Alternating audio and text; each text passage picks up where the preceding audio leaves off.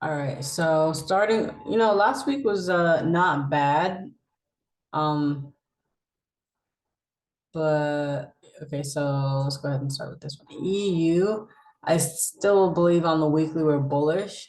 On the daily right now we're bearish. However, it looks like with this pattern, we should look out for a potential reversal at some point. At some point, I feel like we might start breaking bullish, but like I can't say to start buying until we get the break of resistance on the daily time frame.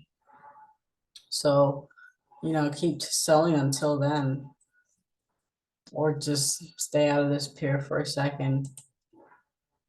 And then GU, she's consolidating right now. There's a really, really, really good chance that she could start breaking bearish, because of what's happening right now. This is literally what she's looking like. But it would also be safer to just stay out of that one. GJ is nice and clean and clear. I would say wait for a daily support to form before buying. Like, for example, this past week was pretty good with GJ. I waited for this support to form on Monday. And then on Tuesday, I went ahead and entered in some buys. Actually, I did it on the 1 hour, I believe. And I did this around, 3 o'clock because I was up. Usually I don't trade until 8, and that's also one thing that's messed me up. But technically, I'm doing really well.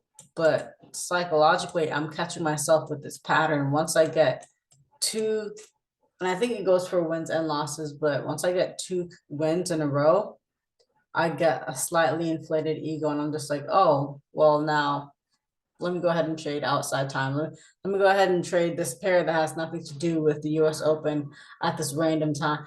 So it's an overconfidence thing that now I'm aware of since I've written it down.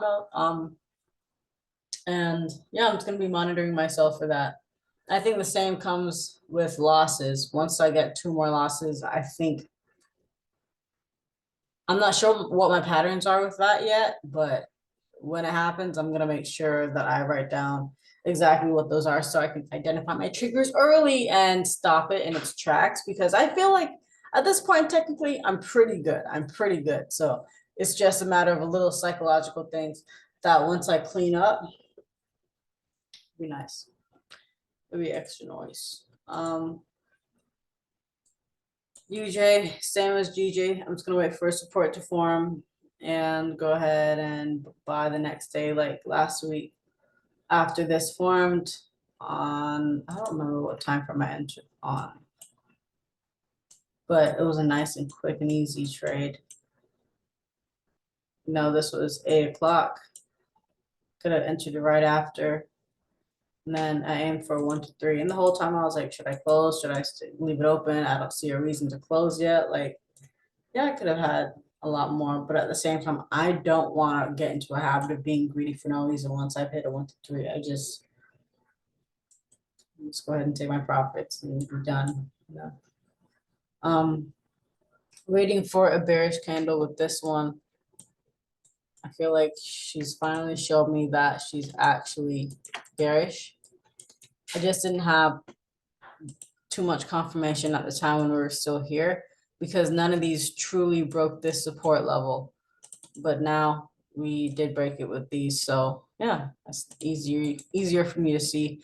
After a bearish candle on the daily, I'm pretty sure I'm gonna plummet, and I'm gonna be looking for buys on UCAD. I'm gonna just wait for a bullish candle close on the daily before we start continuing. Oh, let's see what's happening for this coming week.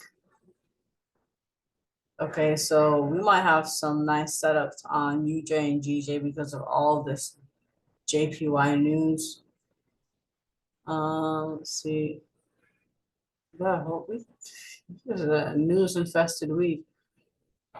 Okay, so hopefully, you know, we don't get slapped up, but as long as we go with the higher time frames and as long as I'm going with my strategy, you know, things would be cool. Yeah, let's see. I marked down some of my trades, love and stuff. And I made sure to note, you know, the inflated ego thing after a few wins. Because, you know, I can't let that continue. You gotta catch yourself because you gotta grow. So, all right. Have a good trading week.